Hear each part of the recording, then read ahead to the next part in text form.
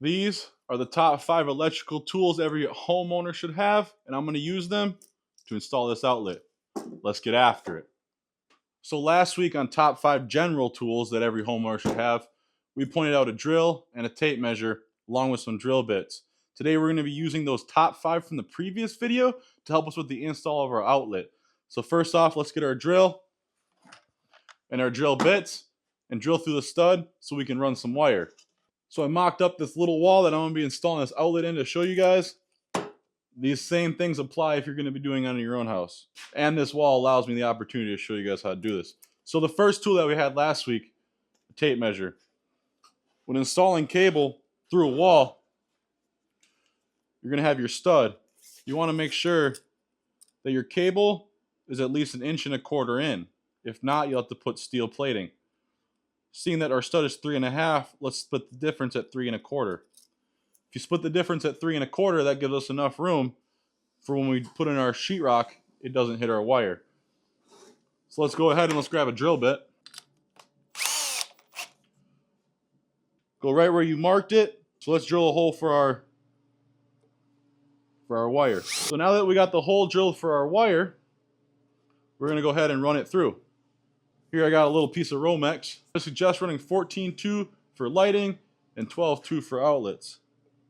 Let's go ahead and run that in there to where it needs to be. So I already went ahead and cut the hole in my wall, as you can see, but they had this thing called new work versus old work boxes.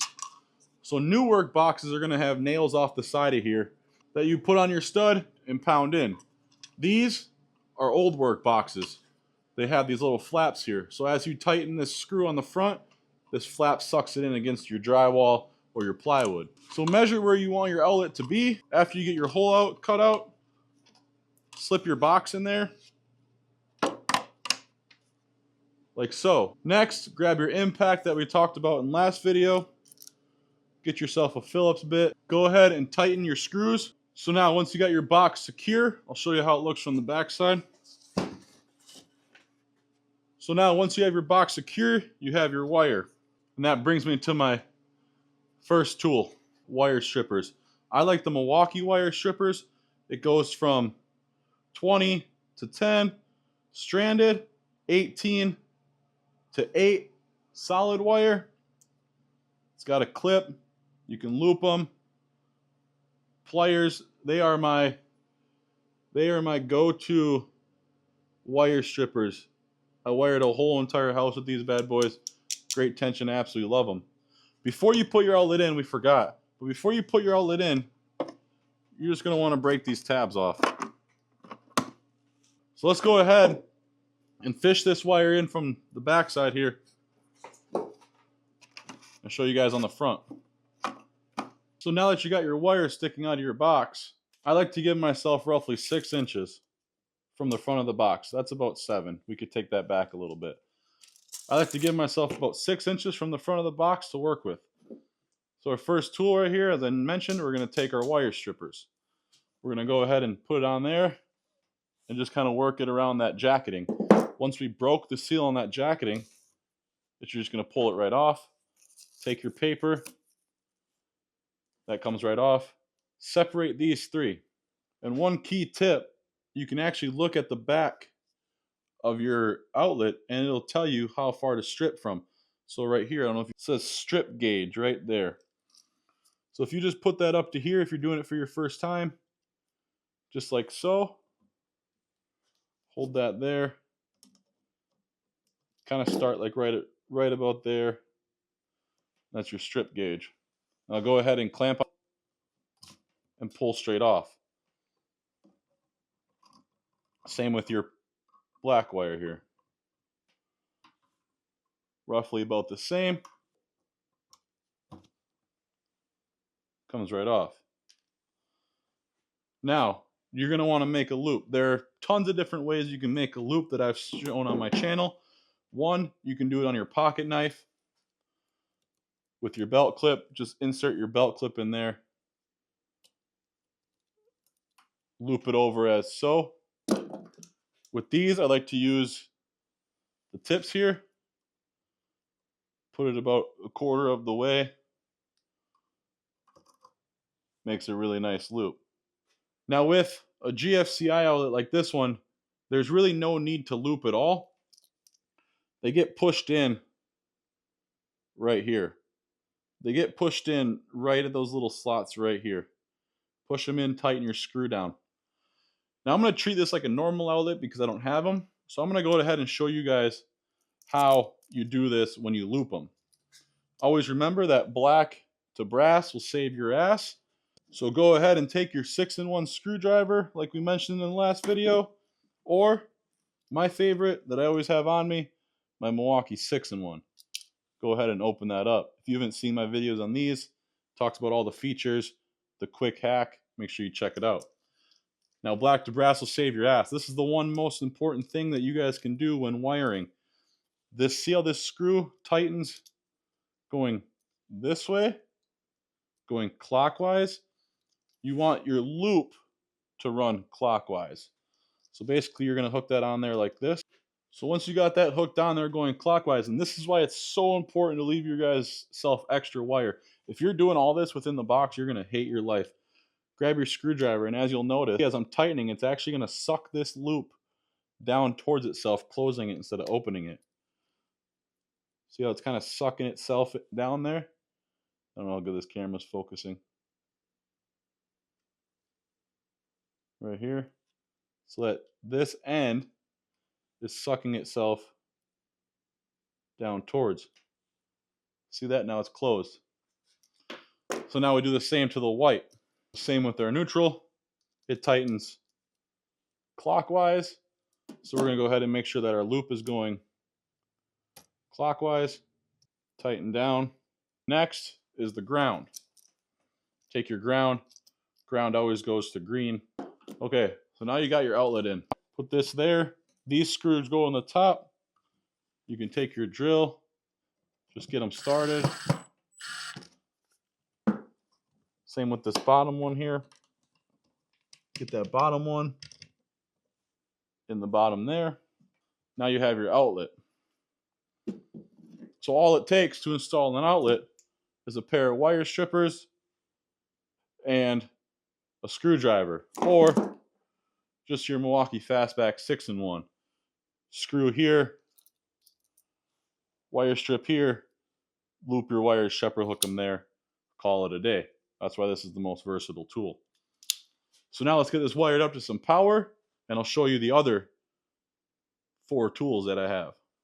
So the second thing on the list for homeowners that I have, pack of wire nuts, electrical tape, heat shrink, and fuses. These fuses are going to come in handy in a lot of different things, whether it's your furnace, your boiler, your AC, your car.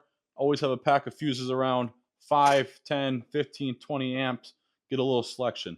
So where you're most commonly going to use your wire nuts are on a couple different things in electrical. 1, pigtails, or 2, appliance cords.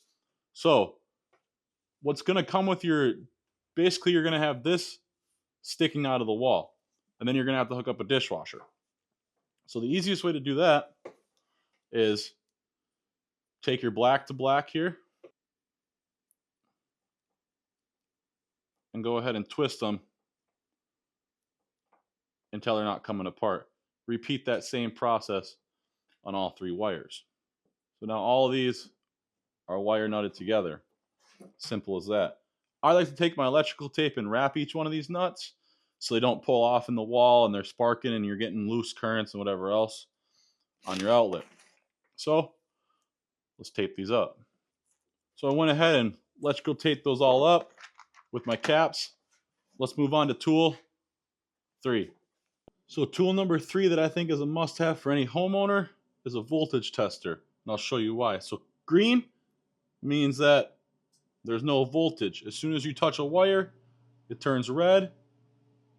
That's showing that there's voltage. So if I go ahead and kill this, so I just killed that. Now every time I touch this wire, it's going to stay green. Now if I put power back to this wire, it's going to go red. Like so. I think this is one of the most important things that a homeowner could have when testing an outlet or testing a wire. Before you work on anything, you want to make sure if it's hot or cold. And this is telling me that this wire that we just wired in is hot. Let's cut over to tool number 4. Tool number 4 on the list is this Klein GFCI outlet tester. Go ahead and power the thing on. As you can see, it glows up green for us, and it tells us that there's 12 volts going to this outlet. Wired it correctly, that's exactly what we want. Now this tester will work on anything, like a power strip that we have here. If the power strip is correct, and you can test it. So what that test button just did is when I pressed it, it tripped our GFCI across the garage, making sure that everything worked properly. So I'm going to put one of these as a number 4 tool. Also an important tool that homeowners should have is a multimeter. I like to pick up Klein brands when it comes to outlet testers, voltage testers, or multimeters. You can get these in a pack for $50 or so, maybe even less. But right now I have it set to voltage on our battery here, Milwaukee battery, and it's telling me 18 volts, which is exactly what that is, an M18. So if you learn how to use one of these, you can be deadly with one of these when it comes to electrical. Same with the GFCI tester, same with the voltage tester. Number 5 tool on the list for homeowners is the Klein Digital Circuit Breaker Finder. Here's how it looks. You have your receiver, your transmitter, your 3-prong to 2-prong, just in case you guys got older homes. Put that in there like that. For your light socket, screw that up into your light, and you can test. Now you got to go from 2-prong, you got to build it up like that to test. And of course your alligator clips with your 3-prong on the back for testing wires. So let's show you what this tool does. So right here we have an outlet, we have our transmitter. I'm going to go ahead and plug our transmitter into here. Right away it's going to tell us that the outlet is correct wiring, as you can see down here. So this works as the outlet tester as well. We have our correct wiring. Now we can hit our test button and it kills our GFCI outlet just like our last one did. So we just tested our GFCI. Now let's go check and find what breaker this is. So here we have the breaker panel for my garage. There's not many circuits. I know exactly what all of them are, but I'm just going to show you guys how this works. So you're going to want to click it on, let it beep, and then it's going to learn your panel the first time. So hold it with your panel, ignore, let it learn the panel.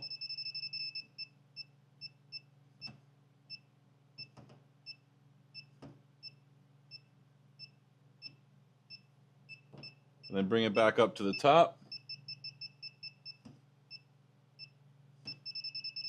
And that one right there is the one that'll kill our breaker. So kill it. Let's go back over to our receiver. So now you can see we no longer have power to that outlet. Let me flip the breaker on. And just like that, there's now power to our outlet. So that's how our digital circuit breaker finder works. I'm adding this to the list of the top 5 tools. Endless possibilities with this when it comes to electrical. But I'm going to throw this in the box.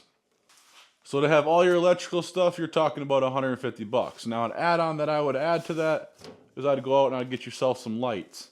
Because once you kill the light in the home, you're not going to be able to see.